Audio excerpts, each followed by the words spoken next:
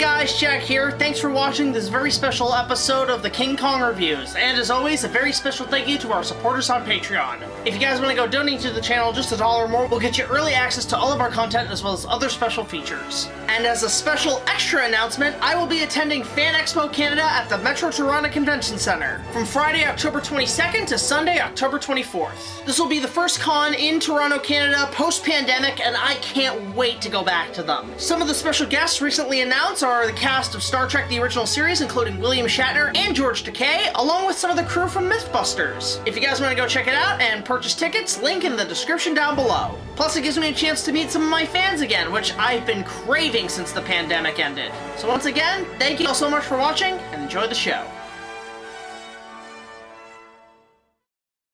The following is a fan-based video under fair use. King Kong, names, characters, and rights are all owned by RKO Pictures, Paramount Pictures, Studio Canal, Universal Pictures, Warner Brothers Pictures, Legendary Pictures, Turner Entertainment, and the Merian C. Cooper Estate. Please support the official release.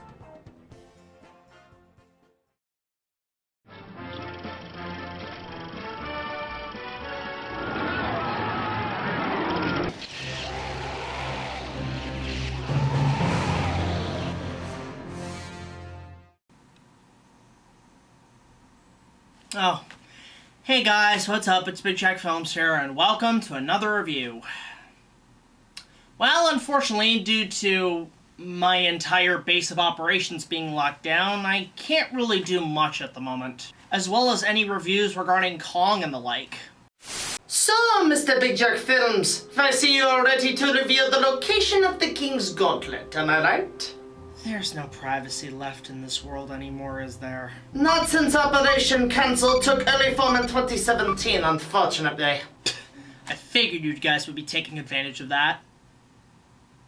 And no, I ain't talking shit about the gauntlet. That's unfortunate. You're a very defiant study, Mr. BigJackFilms. You always were. Well, you need to be when the odds are just stacked against you, Doc.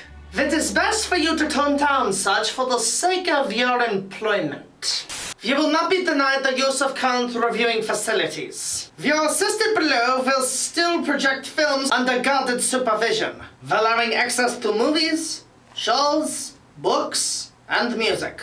And for research and editing, we will give you tools. We trust you to use them for such. And with an intelligent cooperation, please consider our organization as an alternative to better the world as comfortably as possible. End of line. Well, since we're passing time, why don't we take a look at some stuff I've covered in reviews before? And hey, it's been a while since I've covered some fan films lately. And to be honest, since my first set of reviews, there's been a few new King Kong fan films that have actually seen the light of day. For one thing, a lot of fans have reached out to me talking about their own concepts, and to be honest, all of them seem like pretty solid ideas. All of which I want to review at some point upon their release, if they hold some good interest and decent quality. However, since my original reviews, there was actually one fan film that has actually shed light recently. That, of course, being Eric Kessler's long-awaited prequel to the original King Kong, and has been finally released to the public with Skull Island.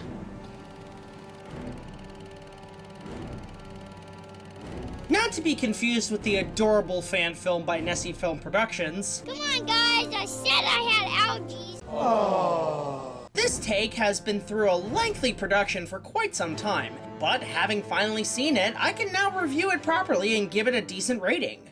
So with that said, let's take a look at the plot. While the plot is nothing too much to write home about, the film acts as both an experimental film and a prequel to the original King Kong, taking place in 1929 as the stock market crash just dropped and prohibition was recently signed into law, as the steam vessel, the Paul J. Martin, ships a crew of men and a beautiful girl off to the islands way west of Sumatra. As the ship sinks in a violent storm, they are stranded while encountering natives and trekking the jungles of Skull Island, fending off various expansions of dinosaurs and, of course, Kong himself, with many set homages to the classic film. All I can say about this fan film is how damn impressive it is. It acts as a prequel with some decent visual writing attached to it, the sound work is a wonderful blend of all things dinosaur and Kong related, and the stop motion photography is wonderfully executed.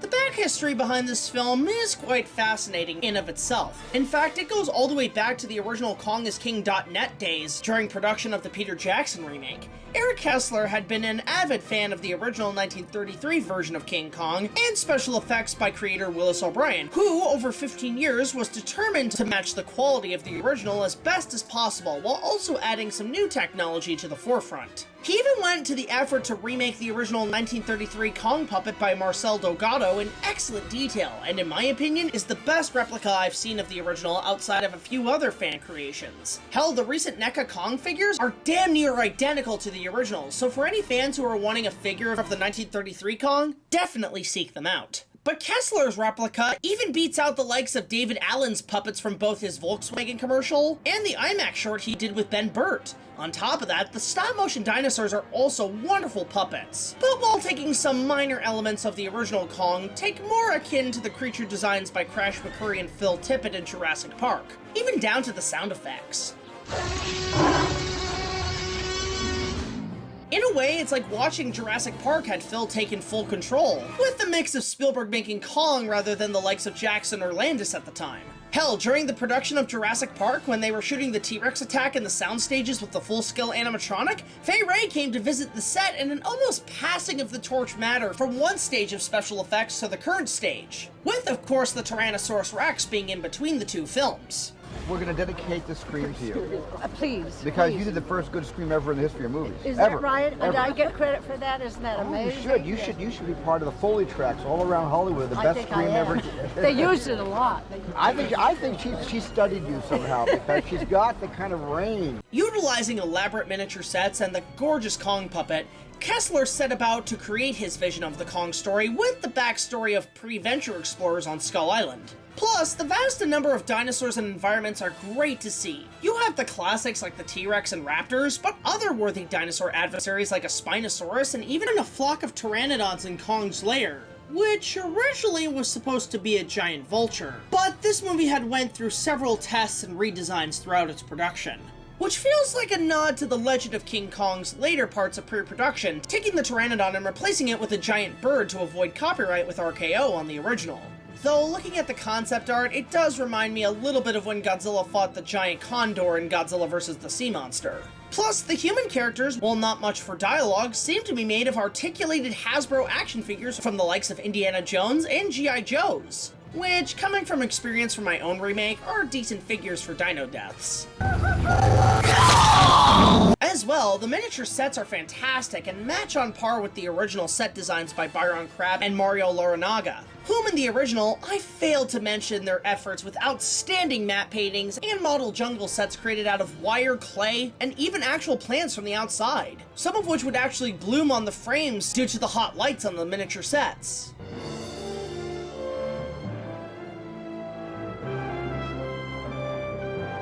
However, Eric's work with the few collaborators do their job matching the original, from the Great Wall, the altar, and even the Spider Pit Cavern. You could tell that Eric was dedicated to the craft of the original film, and the respect to the talents involved. Now, while the sound and music is a dime a dozen using notes from Max Steiner and stock sounds from the original to Jurassic Park, the animation is fantastic and easily out of all the fan films I've seen is the best in Kong's library. The puppets' articulations are smooth and there's not much restrictions or choppy editing. The same even goes for the compositing and editing as a whole. A small impressionable review on my end, but honestly, it's worth the time checking out. Overall, Skull Island is one of the best King Kong fan films I've seen to date. Its original prequel story is fantastic, the animation is smooth, and the stop-motion puppets could even match a live-action feature for special effects. I know I don't have much to say on this one, but given the amount of fan films I've seen, these are a little easier to put out. But with that said, all the pieces here are wonderfully put together, and I'd highly recommend checking out this film. Eric put a lot of time and effort into this, and the 15 years of work really paid off, coming in at a 9.5 out of 10. So give it some love and enjoy the quality of stop motion that would even put a tear in Willis O'Brien's eyes.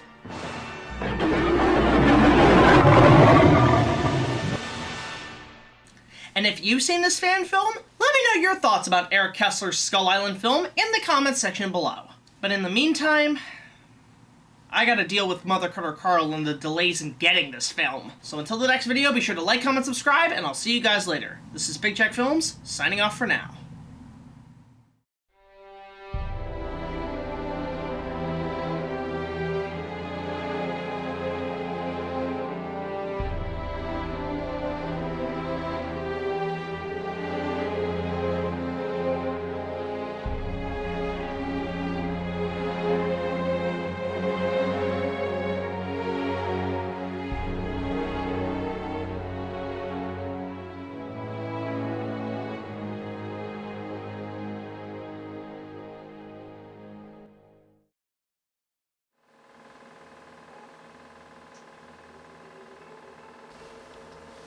Alright, Mother Cutter Carl. Glad to see you finally got the print I needed. It took you long enough. Glad I could finish my mission, sir. Carl, are you okay? It's the coming storm, isn't it? The lockdown we're under. Storm's past, sir. The jungles of war, though, are pretty damn common. Alright, well, keep track of our archives. I want them all backed up in externals. I think I have a plan to get these bloody goons off our backs. Are the factions prepared for battle, sir? Do they know what it's like to experience war firsthand? They are, Carl. Good. The effects of war might clear some heads in this crazy world of madness in the mind. You know, Carl, we could really use your help in the battle to come. Take up my position as part of the Ranger Command? Yes. But only when called upon. Then you can go back to your normal life, to project movies for the world to see and for me to review. Normal man?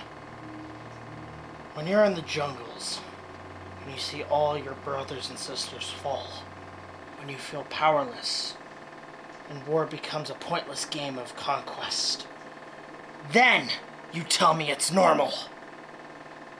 I left the wars a long time ago. You'll find none of it here, man. I leave the rank of command as your decision. At ease.